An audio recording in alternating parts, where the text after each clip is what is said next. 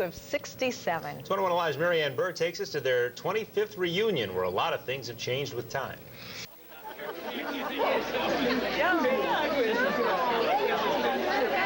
For many of these classmates, it's hard to believe that 25 years have passed since high school graduation. But then there's the life stories that prove all things must change. Just talked to Navy Commander David Frump. In 1967, I went off to college and grew my hair long and started marching against the war in Vietnam.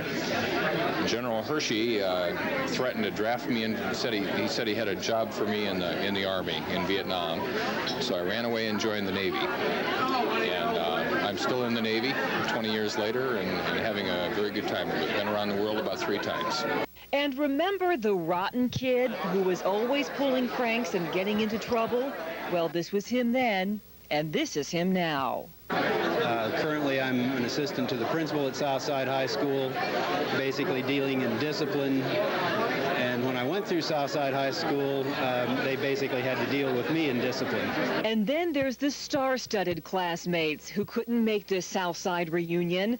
Actresses Shelley Long and Julie Buchheit, and basketball star Willie Long. Shelley was just really a neat gal, just very outgoing and very involved in everything that went on, especially the speech and drama, and did very well at speech contests and all the things that she competed in that way. And then Julie Buchheit, who was also in our class, was very involved, mostly in the choir part of high school, but did a lot of civic theater at that time, and that's where her involvement was during our high school time. It's been a weekend of fond memories for the class of '67. It was the year the basketball team made it to the Final Four.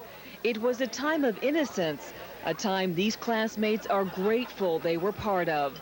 Attorney Kathy Deal says life has changed for kids in high school. We were the class that was just, I think, on the cusp before the Vietnam era. I think more so when we got to college, myself and others became involved in those sorts of movements. Ours was probably the last of the very typical high school classes, and you know, with the basketball and the state tournament and that sort of thing, I think we were just a precursor to the era when that sort of thing came about and people got involved. And that's what's happened to the class of '67. Marianne Bird, 21 Alive News. Class of 67 here. School band members. 7 next in Marianne Bird's special report. In '67, the Vietnam War was tearing America apart at the seams. For a young man who was a senior in high school, being drafted was a very real possibility. Tonight, we continue our special report on whatever happened to the class of '67. 21 Alive's Marianne Bird joins us now for the second part of your report. All right. Marty and Keith, the Vietnam War was a main factor of change for many young people during the '60s. For Southside High School graduates, the war had a lasting effect. After graduation, the class of '67 entered a changing world. For some, there was the Vietnam War. For others, college, peace marches, and flower power. Margaret Tagmeyer, now Margaret Peg Larson, says those turbulent days changed her life forever. It all started when she protested against the war. Those of us who were lucky went to college, and those who were unlucky went to Vietnam. And that really said something to me. That really made me see what can happen to you even in our society if you don't have the luck to be born with a lot of resources. Larson, an admitted bleeding heart liberal, works for the Mental Health Association. She says her job gives her a unique perspective. My life started to take a direction where I began to work with people who weren't born lucky, who were born with illness, or who were born with poverty, or who were born into abuse or neglect. And I began to see that I have a duty to those people, and I believe we as a society have a duty to them. And I think that the grain of those thoughts started when I was in high school and shortly after I graduated. Another '67 graduate has a different story to tell. David Frump says he too marched against the Vietnam War, but he had a change of heart. In 1967, I went off to college and grew my hair long and started marching against the war in Vietnam. General Hershey threatened to draft me and he said he had a job for me in the Army in Vietnam.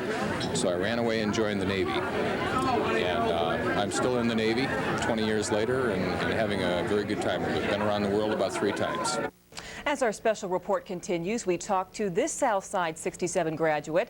He was the class clown, and many say he's gotten a taste of his own medicine. Keith and Marty, Eric Augsburger. He is now the assistant principal at Southside. Never thought he'd be there 25 years ago. A real good time talking to him tomorrow.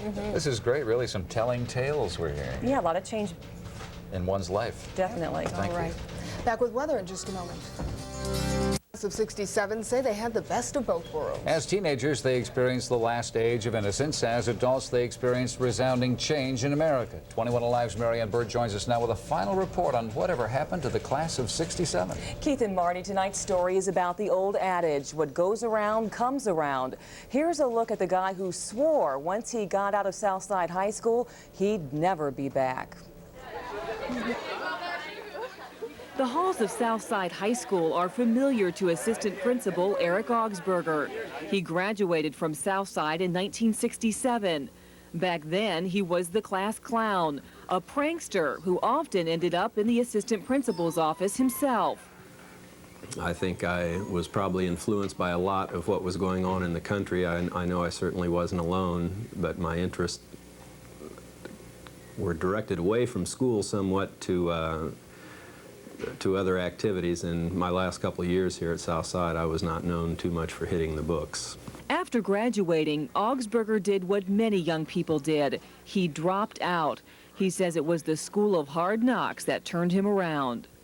After I graduated from Southside, I went to IU and flunked out the first semester, and then spent about the next 5 years going to school part-time, working until I'd get enough money where I could travel, and then taking off with different people or by myself to wherever I wanted to go.